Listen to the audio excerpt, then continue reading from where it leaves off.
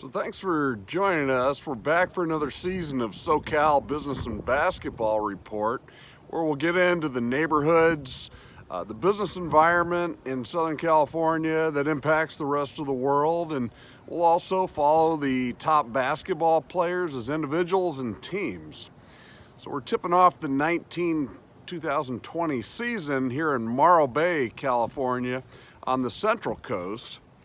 And as you've seen in the past, Southern California impacts the rest of the world. And we saw last year where the California teachers' pension impacted a publicly traded ball bearing company that's the world leader in ball bearings, and pressured the company to split their stock into two different traded companies.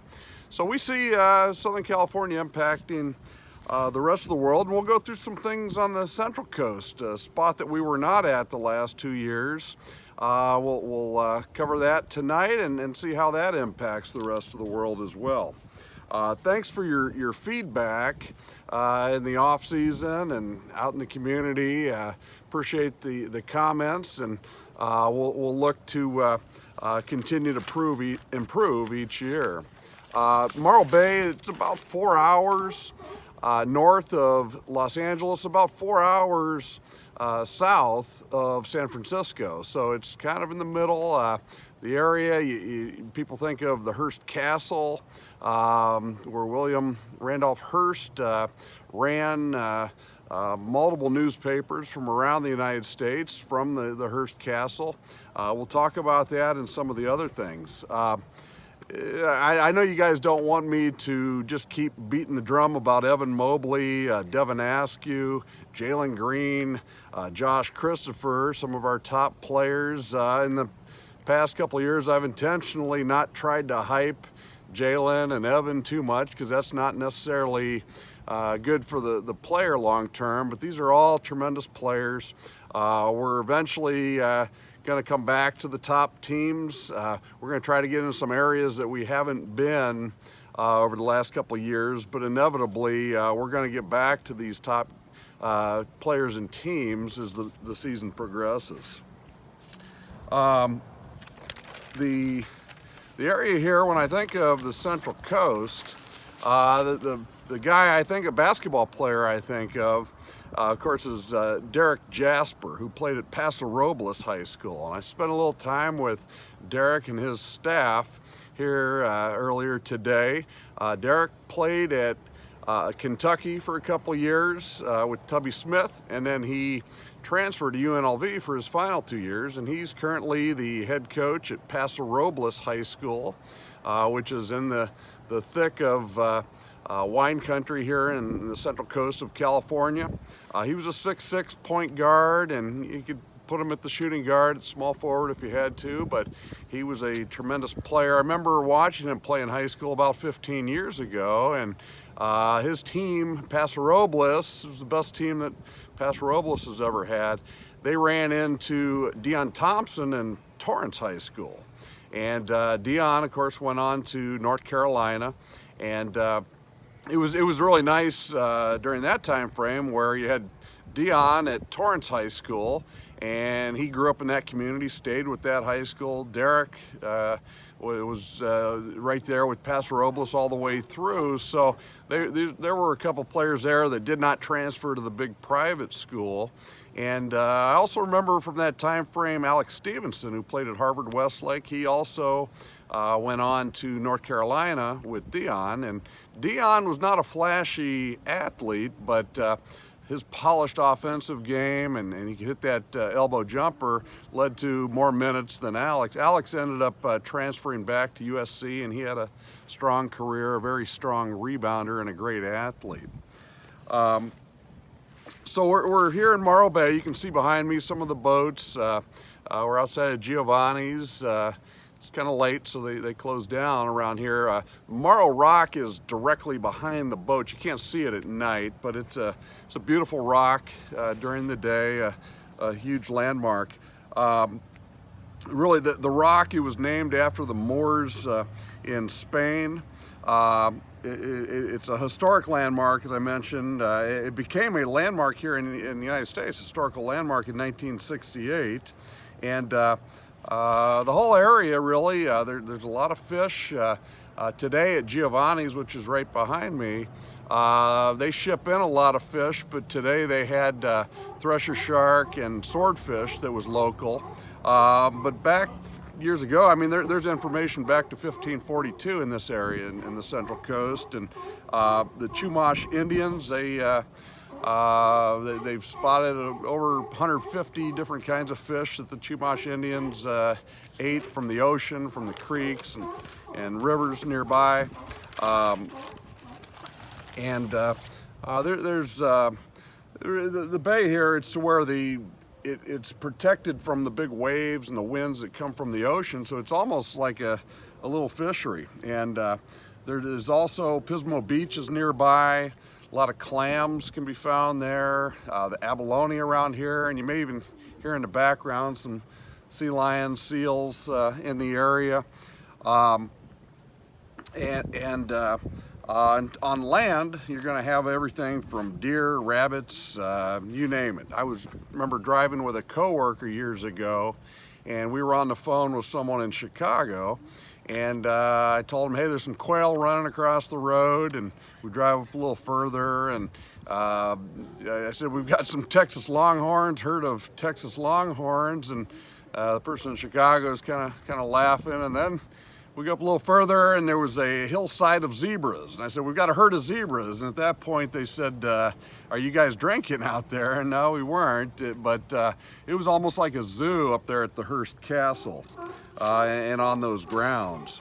The Chumash tribe, like other areas of California, have built a casino down the road in Santa Ynez near Solvang. So you had Michael Jackson would do concerts there. Dolly Parton lived in Solvang, a Danish town. And she lived there and did a lot of shows for a number of years there at the Chumash Casino. Kelly LeBrock from the movie Weird Science lives in Solvang. And so there's a lot of people from LA that have come up into the area to seek some seclusion and privacy, really. The movie Sideways was filmed in the Central Coast. It was really about coming up here to the Central Coast before a guy got married. And it really shot, the sales of Pinot Noir, the wine, shot up, went through the roof after that movie. And Merlot actually took a shot because they were kind of making fun of Merlot wine. So the sales for Merlot actually went down in the United States after that movie. But then a little time after, it was almost like an alt crowd picked up on Merlot and tried to make it popular. So there's a town down the road, Santa Ynez, that has a lot of tasting rooms. And they'll have, it's kind of funny, in their cards in there when you're tasting, it'll say hints of blueberry in this wine, hints of asphalt in this wine, and it's a Merlot, so it's pretty funny, and people have a lot of fun with it. So I mentioned Paso Robles, where Derrick Jasper is from, and it's a higher elevation than Santa Barbara. It's just a couple hours down the road south of Paso Robles. And I've seen wine from Paso Robles in the Midwest in wine stores. You'll see it all over the country. Look at the label, and there's tons of wineries there in Paso, but they're known for that Pinot and Pinot Noir, and it's a higher elevation, so that does well there. Down in Santa Barbara, a lower elevation, you'll see more of the white wines, the white Zinfandel, that type of thing. Lots of tourism around here.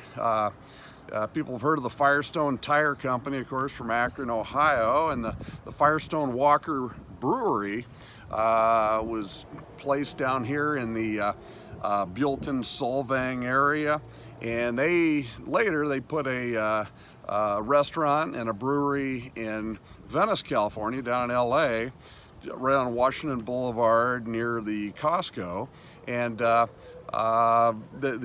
was a combination of the Firestone family and an in-law, the Walker family. Walker was a British expat, and but yeah, down there in Venice, still at the Firestone Walker Brewery, they pass out bumper stickers and all. They're promoting it all over, and they're doing pretty well. Very good calamari down there. So locally here in the Central Coast area, some of the bigger employers. Well, there's Cal Poly San Luis Obispo, and a lot of people call it Slow Town, San Luis Obispo. And from the LA area, basketball-wise, Aiden Prukop, who's a senior at Mater Dei, very good player, and Ryan Evans, a sharpshooter at Mater Dei, a senior on a very good team there.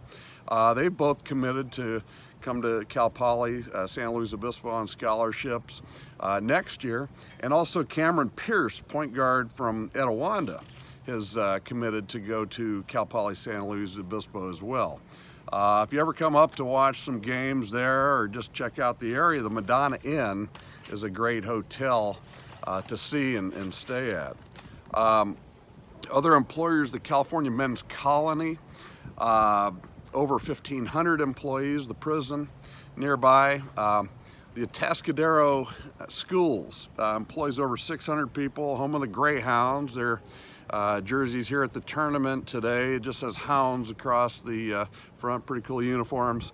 If you ever go up there to try some of the wines over there, the Carlton Hotel is a great place. You won't be mad at me for recommending that place.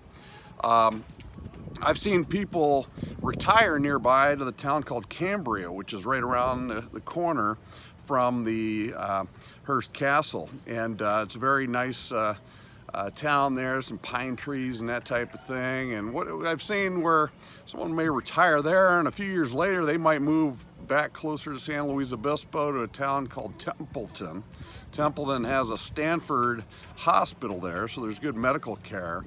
And you know, a lot of people that come up here to the area to retire, the Medicare supplement's probably a better idea up here, where it gives you the flexibility where to which doctor you want to go to as long as they take Medicare. The Medicare Advantage plans, the HMO that's more popular in the LA area where there's lots of doctors, might not be as good of a choice up here because you're going to have to drive an hour or more maybe for a doctor. Let's see here as we move forward. I mentioned the Hearst Castle, and you can do a tour of the Hearst Castle. William Randolph Hearst, son of a successful miner.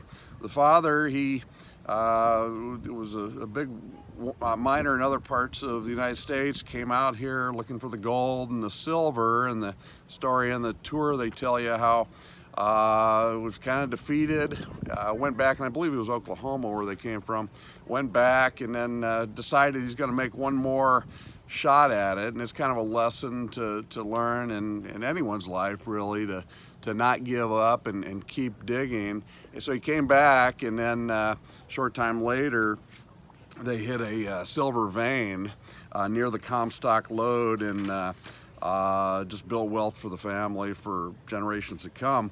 And from the Hearst Castle, they bought newspapers, one in particular in San Francisco, and ran the newspapers here from the Hearst Castle. They'd invite people up from LA, from San Francisco, and entertain. They had a big theater there, a beautiful dining room, and when they invited people, they could stay as long as they wanted. But it was kind of interesting in the dining room for dinner. The first night you sat right next to William Randolph Hearst, and the second night you were 2 people away. The next night, 3 people away from William, and on down there. So if you were there a week, you were way at the end of the table. So it was kind of a hint to tell you to not overstay. I remember I had a rep that worked for me that went after some leads down some country roads in the area here, and surprising where you know, I mentioned how the Hearst family ran the newspapers there, but there's other people that have had success, and they run businesses from just a house out by itself, kind of by its lonesome. There was one rep that I had that was chasing some leads. He ran into a business. The guy was running out of his house. He had hotels all over the country, had over $200 million in annual sales volume, and you'd never guess it from the house. So you do run across that in the area some. Merced is a few hours away. Bruce Bowen from Cal State Fullerton, the San Antonio Spurs, and Team USA was born in Merced. Ray Allen from the NBA was born in Merced, and he, of course, his family eventually found their way to South Carolina. And then there was a guy by the name of Rod Sellers, a 7-foot basketball player from South Carolina that went to UConn, and his family and Ray Allen's family got together. I was talking to one of Rod Sellers' cousins years ago, how they met with the Allen family, explained how Coach Calhoun was at UConn and how the program worked there. So Ray Allen went up to UConn, and the rest was history. And I don't know if the people that remember when UConn came out and played Pepperdine a few years ago on their way to Hawaii, and Coach Calhoun, you could see the intensity as Pepperdine made the game kind of close. His face was red. He grabbed a freshman by the jersey and basically threw him in the game, and so that intensity was something else to see. But anyhow, Ray Allen was born not too far from here as well. Today's tournament, shifting to the local players today, well, there's guys like Gage Gomez was a very good player. I'd say probably the best player I saw today from Arroyo Grande, a 6'3" senior. He's number 1 in his class, and he's a shooting guard, 4.5 GPA. Really liked his game. Mission Prep did not play here. They're always good in basketball up here in the Central Coast. They have a kid by the name of Asani Berkeley, a junior that's 6'1", very good athlete, and his game's only going to continue to grow and improve. Rebel Woodbury from Morro Bay that just played a minute ago, and they won their game. His name's Rebel. His dad went to UNLV, and his sister's name is Magic because his dad, one of his dad's favorite players was Magic Johnson. But he's a solid 6'3" player, averages about 17 points a game, and he plays for the Rockfish out of Los Angeles. Joey Riddell is a 6'11" center at Morro Bay. I liked him. You know, you hear a lot about how thin he is, but he has some skills. He's probably going to be a high jumper in college, but you can tell he's played the game, and he has some skill. Morro Bay always is a small school, but they always seem to have some big kids. They even had a 6'9" kid off the bench tonight here. Bailey, the 6'9" senior, so he helps them. And you know, some of the other good players in the area, St. Joe's, their coach is also the athletic director, and he does a lot of things internationally. They've got a junior, Angel Ortiz, a 5'8" point guard. That's pretty good. And Samuel Bazinga is a 6'6" junior.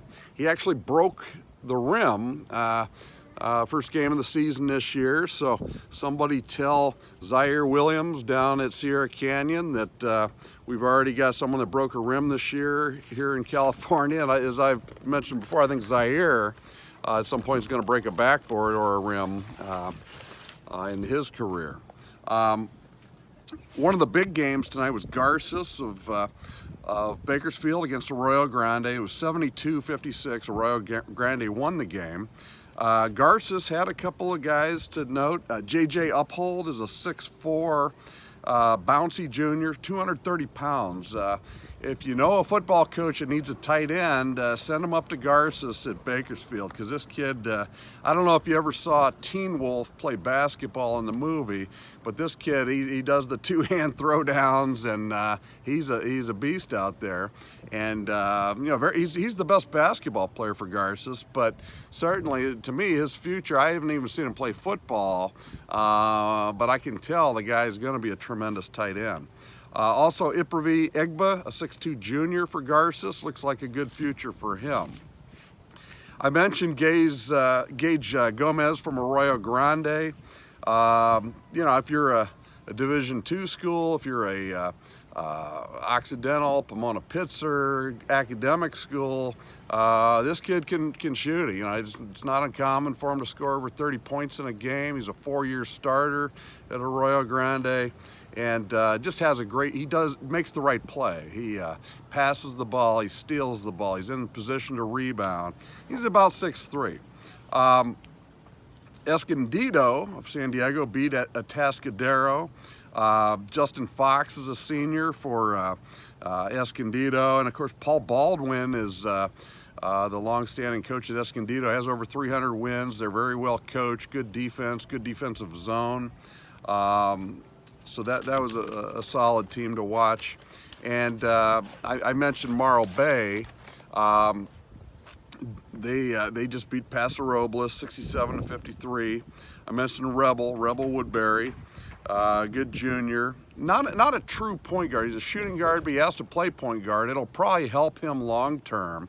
So one thing Morro Bay may be missing is a natural point guard, but they have a lot of players with skill. I mentioned Joey Riddell, the 6'11" kid, and Tyler Fechner is the coach at Morro Bay. He's a local realtor, so if you're ever interested in real estate up here, give Tyler a call. He's the basketball coach at Morro Bay High School as well, and his dad was previously the coach last year, and on before that. Tyler's taken over this year. That's pretty much it for the area. I wanted to give you, a little feel for the Central Coast here. One thing I did learn while I was here, you guys remember me talking last year about Edward Turner from state champion Bakersfield Foothill, and I like his game. He ended up at Santa Rosa Junior College. He's a freshman there. I'd be surprised if he does not end up in the Pac-12. Very good 6'7", 6'8" player, kind of a Swiss Army knife. So he was really good, and so that was one thing we learned. And then the last thing I'd leave you with, saw a kid out there today, looked like he had the Brett Favre copper fit knee brace on. It was pretty cool, and probably the most memorable scene I'd say today was that kid in the copper fit, Brett Favre, after he hit a 3, strumming the guitar right here from Morro Bay High School. So it's a lot of fun up here, and we'll be in a different neighborhood next week and getting into some of the areas that we haven't gotten into in the past. So thanks for joining us, and we'll look forward to seeing you next week for another week of SoCal Business and Basketball Report.